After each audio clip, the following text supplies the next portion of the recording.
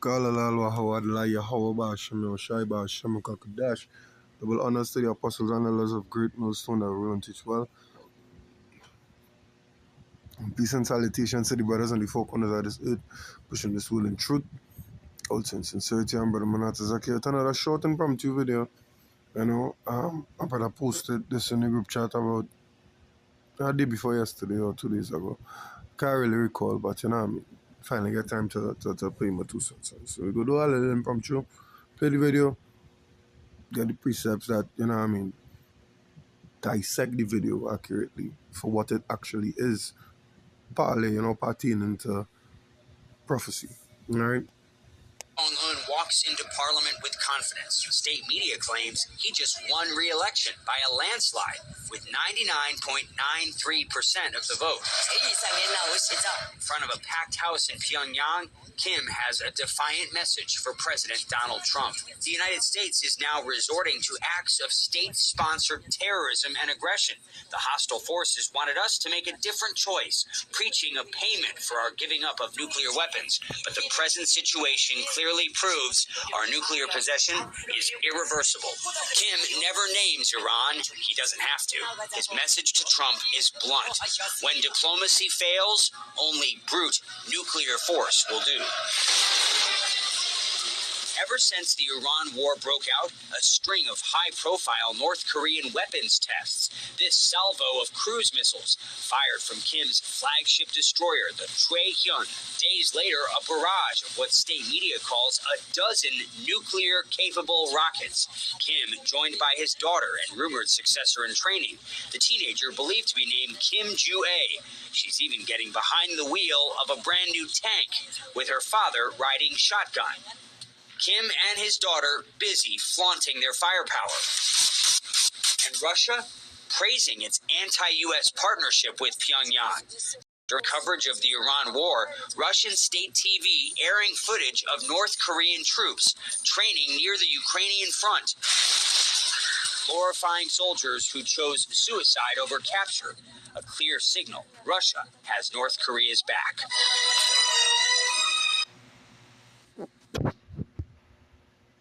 And so basically what it is that, hey,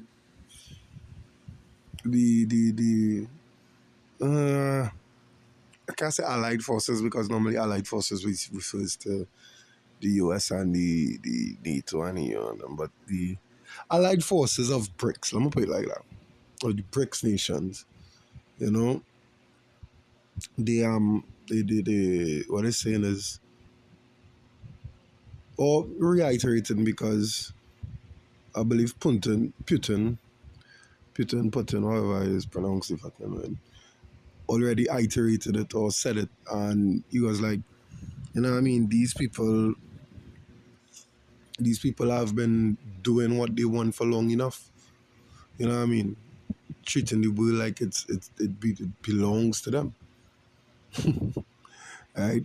And it's time for a change. I die in essence, that's what they say. However, that change, right, going to come with great debt, great violence, the complete destruction of the system financially, basically everything. The whole system is going to have to be thrown out, burned down, tore down, tear up, however you want to play. Right. Now, as far as their display of their military might and their stance against, you know what I mean, the virgin daughter of Babylon.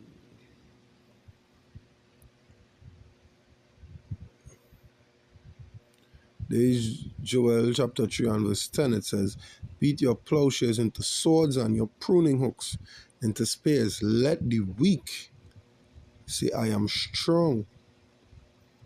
All right? And that is what's going on. Let the weak say they are strong. And these nations, when they say weak, they was talking about the military power, the military might.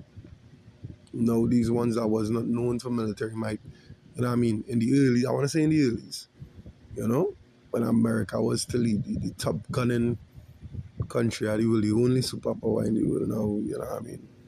You have other countries able to defy them without consequence because the Americans are fully understand the consequence of their actions if they interfere with these nations. You know, like all right, everything they say Kim Jong Un do or claim he's this big dictator, this, that, and the other. How come they didn't go and give freedom to North Korea? Think about it. Now, I really don't know the North Korean assets because Kim Jong Un does control all media, leaving all media and information leaving his country to the world, right? So, I don't know if they have oil or where this guy oil from. It's like yeah, probably from Russia or some other partnering nation. All he does show you how much weapons he have, and he probably don't even show he top guns. So like be real, all right. But for sure, what they have shown thus far, America will always think twice when it comes to them. Russia, China, these countries. China makes what 5 warships a year. The US now does order a warship, and it take 5 years to make. You understand? So in their mind, their infantry is no way capable or extensive as the ones of the opposing side, being bricks. You know, now I bring out the Joel. Right, the weak have become strong because why? Y'all ain't strong no more. You know what I mean? Going back to the to our classic precept here.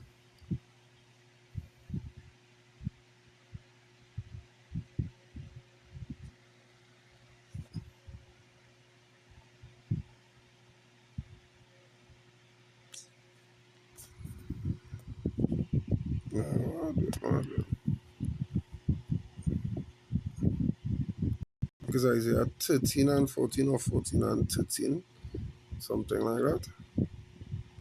Alright, that's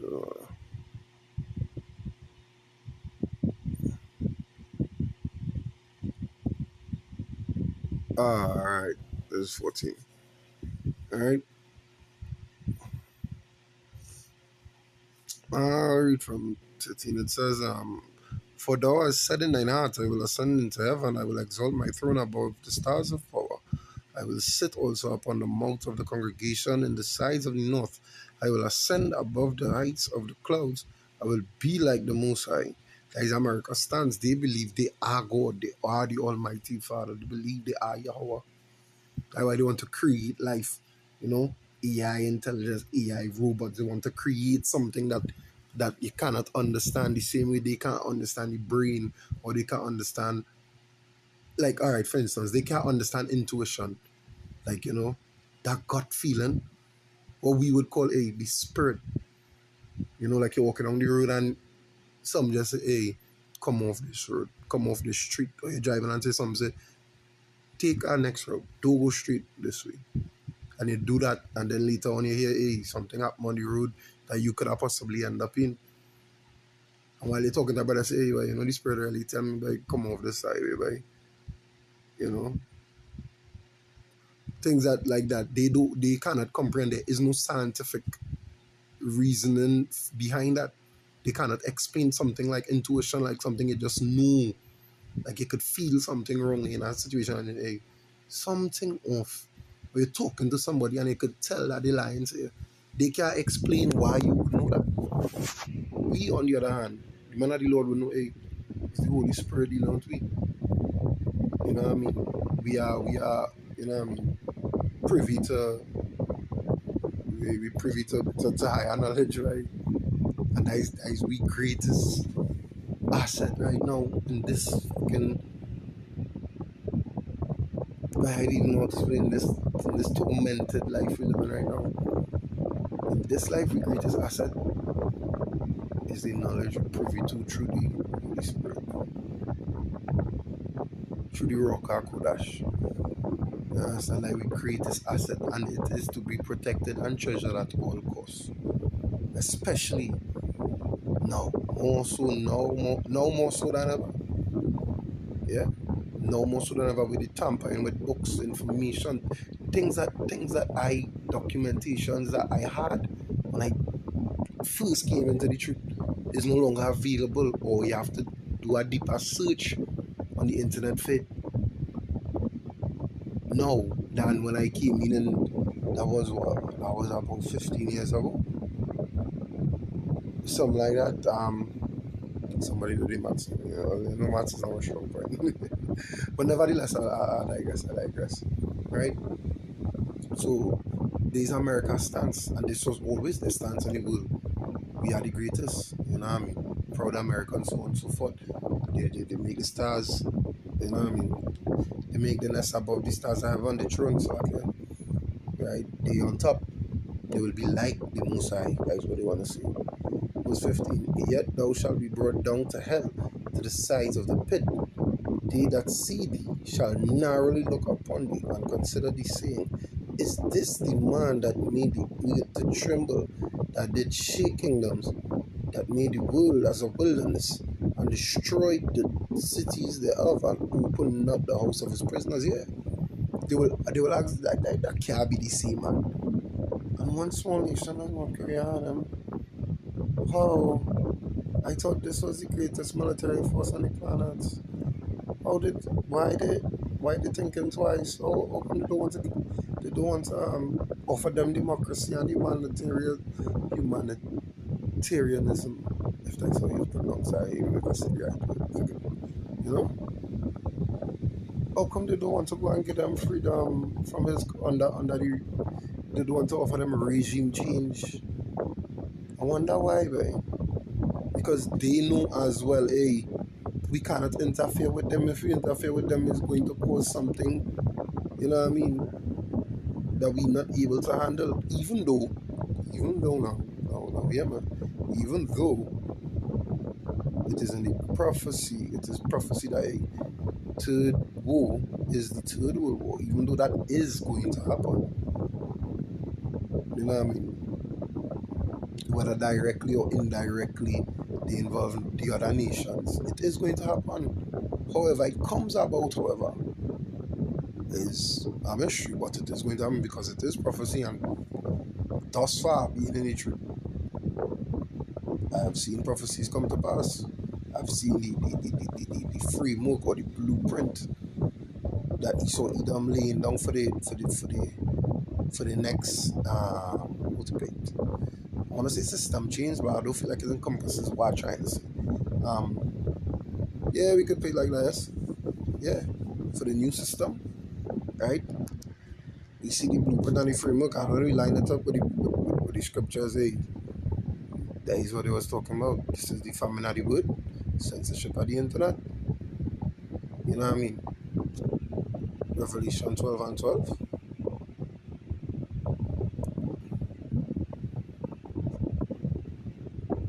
It says, therefore rejoice, ye heavens, and ye that dwell in them.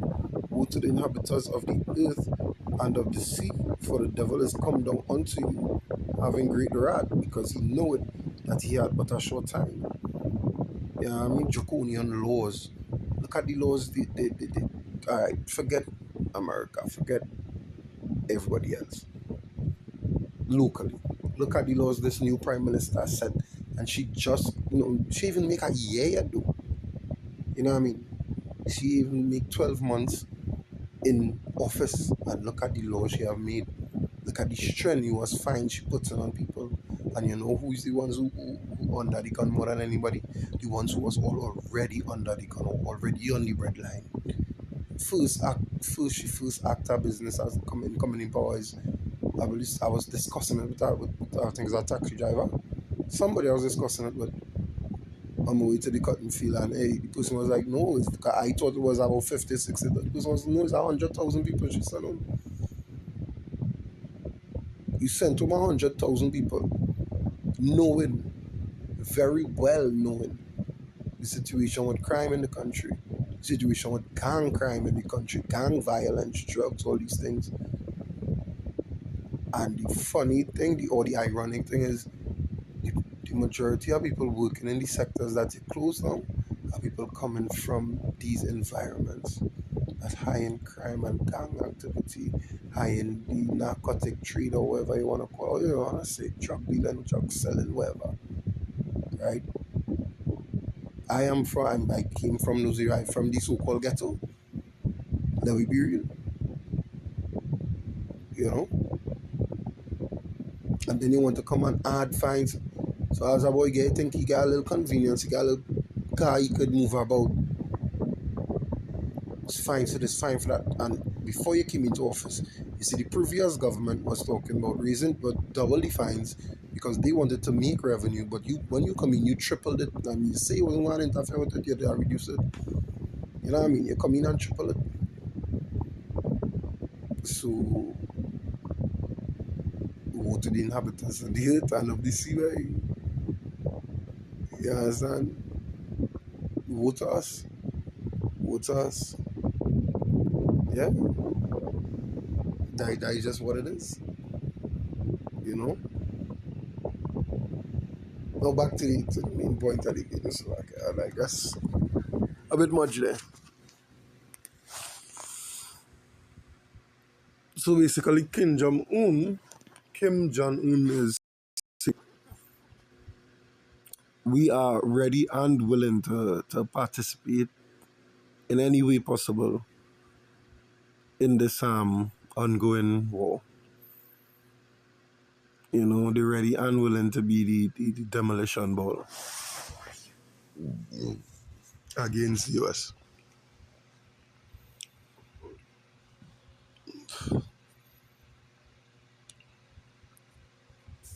Go back into Joel 3.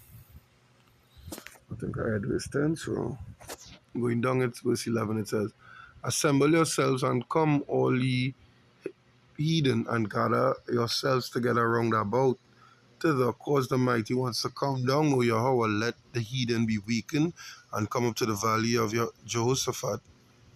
And it reads that there, right? We know it as Yahweh Shaphat when you do the translation. For there will I sit to judge all the heathen round about, right?